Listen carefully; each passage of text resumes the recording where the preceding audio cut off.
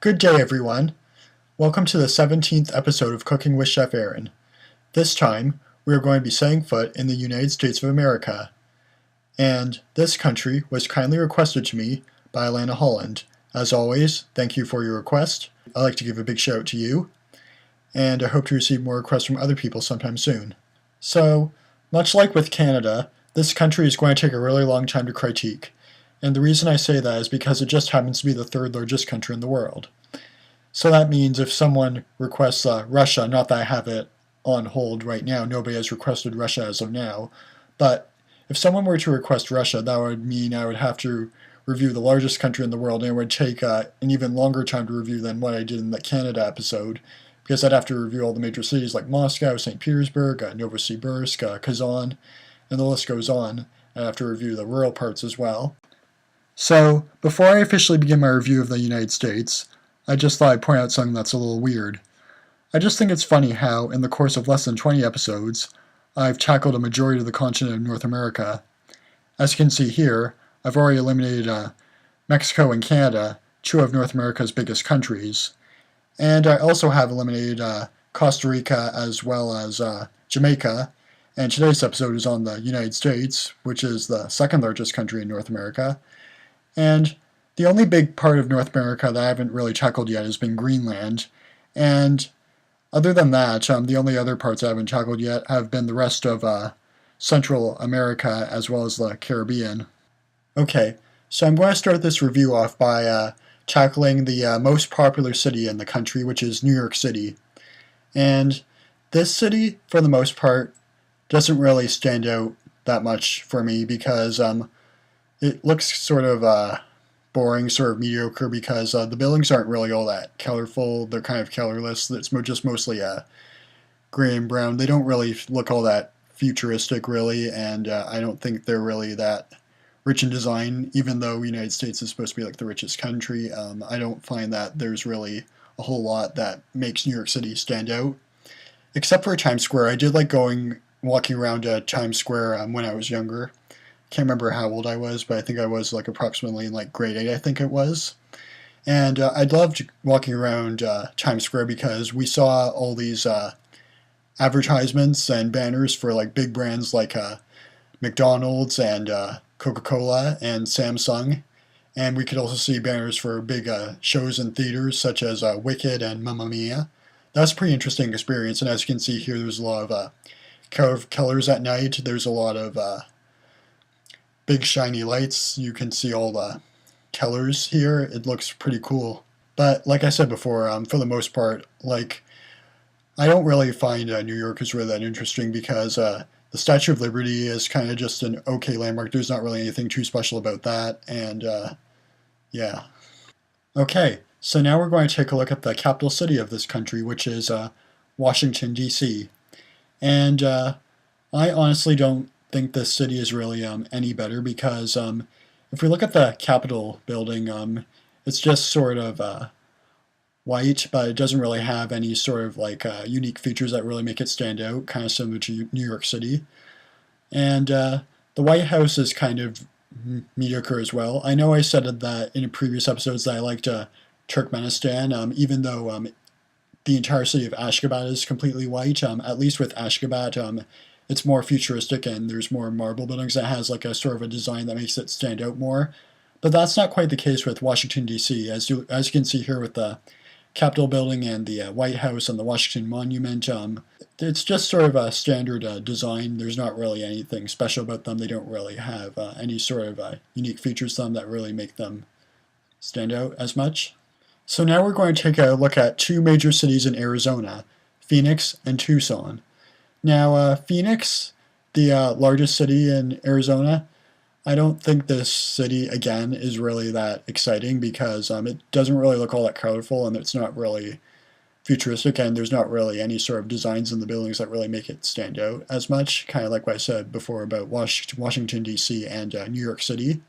And as for Tucson, I actually kind of like the city better because it's a lot more colorful and the buildings sort of have a design that kind of stands out more. It's just more colorful and I like it better. Now, there are some other major cities in the US that I think are sort of good. And these cities include Houston, Boston, Miami, and Los Angeles. And as you can see here, the buildings are sort of more colorful. They kind of stand out more. They're a little bit more futuristic in each of these cities. I don't think U.S. is really that great of a country because some of its major cities are sort of on the mediocre side, while others are kind of more interesting. Even the more interesting ones I find aren't as good as the major cities that have in like other countries, such as in like Asia or Africa or Europe.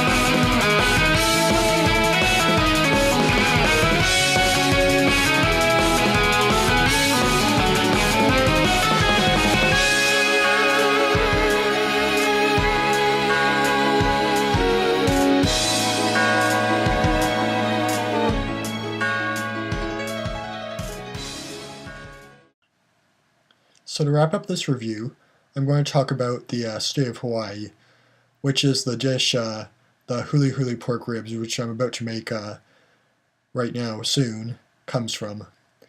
Now, this state, I'm not really a big fan of either because just like all the other countries in Oceania, Hawaii doesn't really look any different. As you remember from what I said about the Federated States of Micronesia, I don't really think there's really anything that really makes it special in any way because it's just sort of, the architecture is just sort of simple and there's just sort of palm trees there, but there's not really anything that special that really makes it stand out. And as for the city of Honolulu, I don't really think there's anything there either because it just looks pretty much the same as all the other cities in the U.S. Okay, so overall, I would unfortunately have to give the United States of America a D+. Okay, now with that said and done, let's head down to my kitchen. I'll show you all how to make the Huli Huli Pork Ribs. Follow me, please. Okay, so in order to make the Huli Huli Pork Ribs, the ingredients you will need for the first part include 2 tablespoons of garlic powder, 2 tablespoons of salt, 1 tablespoon of paprika, 1 tablespoon of cayenne pepper, 1 tablespoon of onion powder, 1 tablespoon of black pepper, and 1 teaspoon of cumin. Okay, so I'm going to put in all the ingredients I just mentioned in this little bowl and I'm going to mix them all with the whisk. Now this is going to be our rub for our ribs, which I'm going to be applying shortly. So we'll just put all these in like this.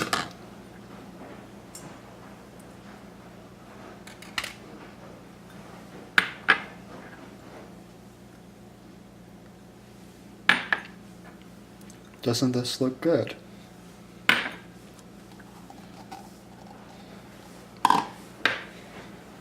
Okay, So now I'm just going to take my whisk.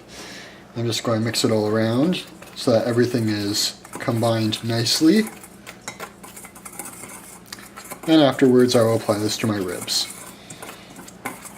Okay, so now as you can see here we have our nice pork ribs. So I'm going to take my mixture that I just made, and on both sides I'm just going to coat it nicely onto the ribs, like this. Make sure it's all nice and evenly coated.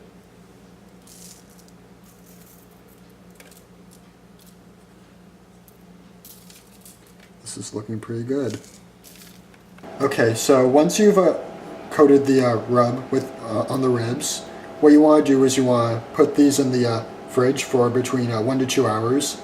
Then afterwards we will make the sauce, and then we'll go from there.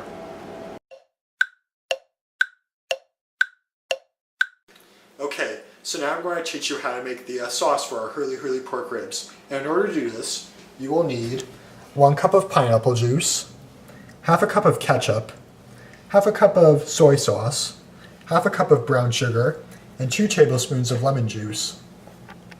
Okay, so I'm going to mix in all of my ingredients into this little saucepan. So here's my pineapple juice. Here's my ketchup.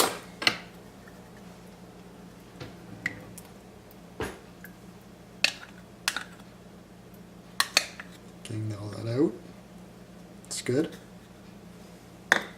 Here is my soy sauce.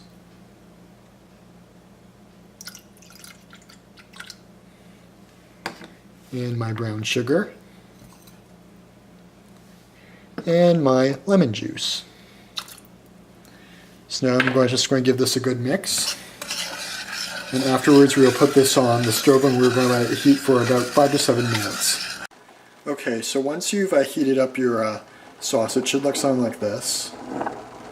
And as you can see, it's all nice and brown, and we're going to apply these to the ribs eventually.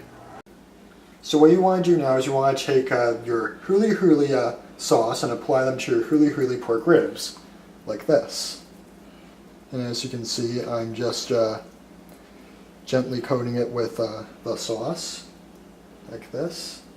And you just want to make sure it has an even layer of the coating, like this.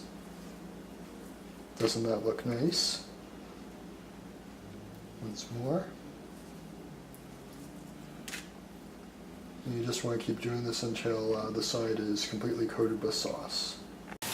Okay, so once the sauce has just been applied to the ribs, we're just going to let it heat on the barbecue on both sides, and we're just going to let it cook for 2 hours at 350 degrees.